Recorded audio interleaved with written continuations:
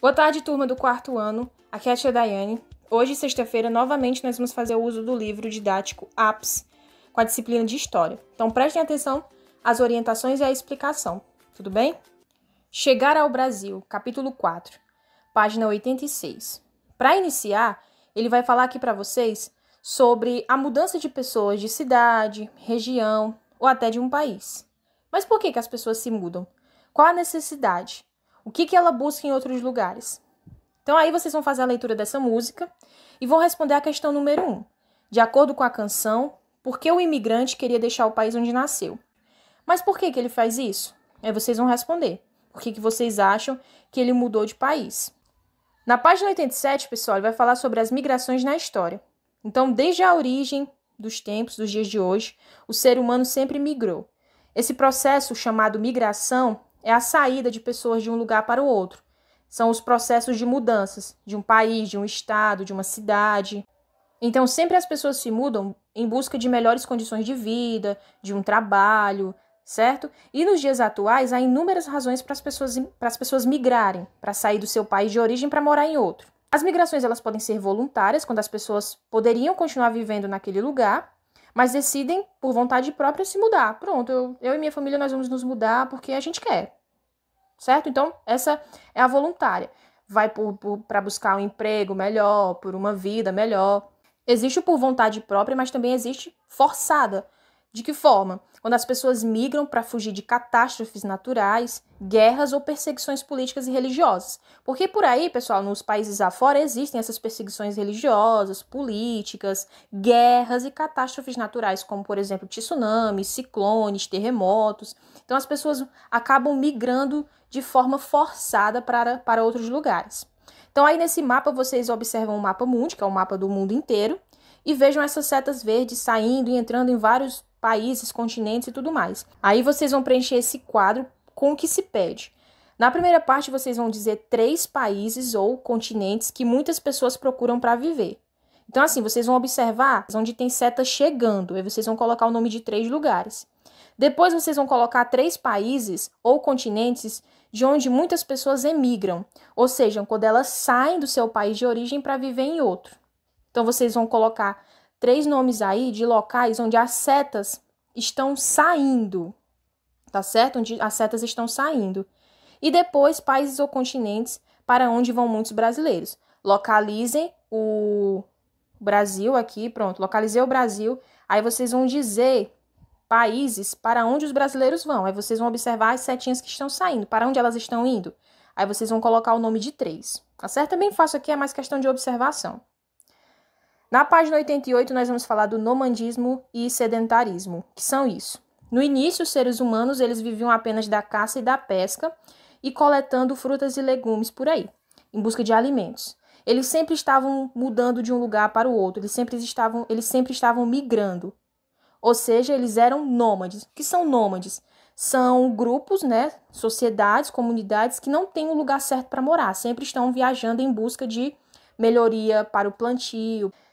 Contudo, enquanto migravam para outras regiões do mundo, muitos seres humanos aprenderam a domesticar animais, aprenderam a plantar, viram que a terra era fértil, procuravam um lugar que desse para plantar e replantar e assim continuar, para não precisar estar mudando.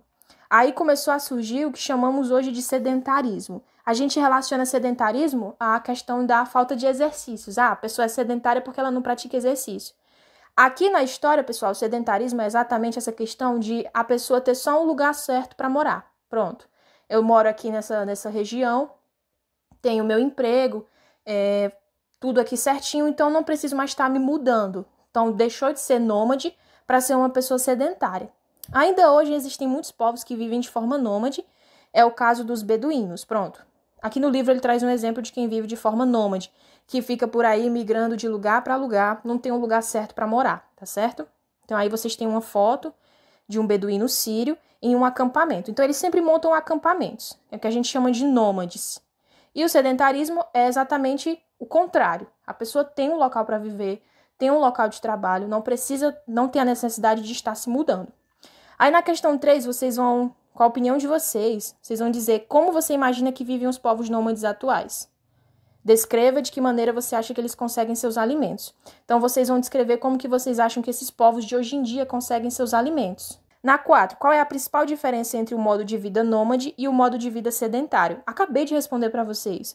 O modo de vida nômade é aquele onde as pessoas ficam migrando em busca de mais alimentos, não tem um lugar certo para morar. E o sedentário é aquilo que chamamos de quando um grupo deixa de ser nômade e tem um lugar certo para morar, ok? Bem fácil.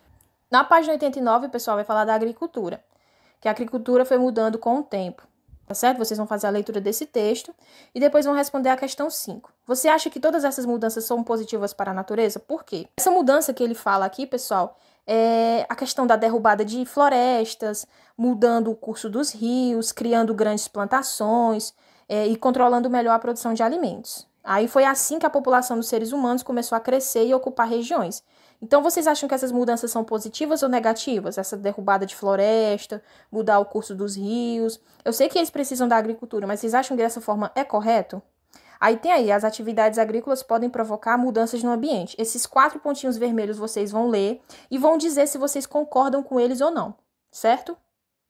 Na página 90, ainda falando sobre o processo de migração, por que as pessoas se mudavam, tem o exemplo de grupo de pessoas que buscavam melhores condições de vida, trabalho e alimento.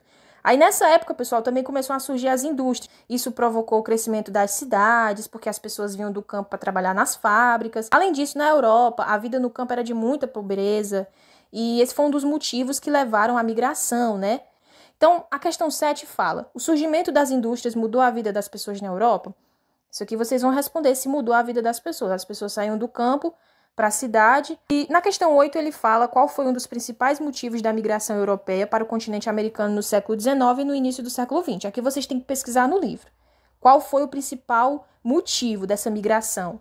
Daí vocês vão dizer que é exatamente essa procura de empregos. E foi o surgimento das indústrias, quando começaram a surgir as fábricas, as indústrias. Aí as pessoas começaram a migrar do continente europeu para o americano. Então, pessoal, a atividade é essa, eu já expliquei bastante, tá certo? Boa aula!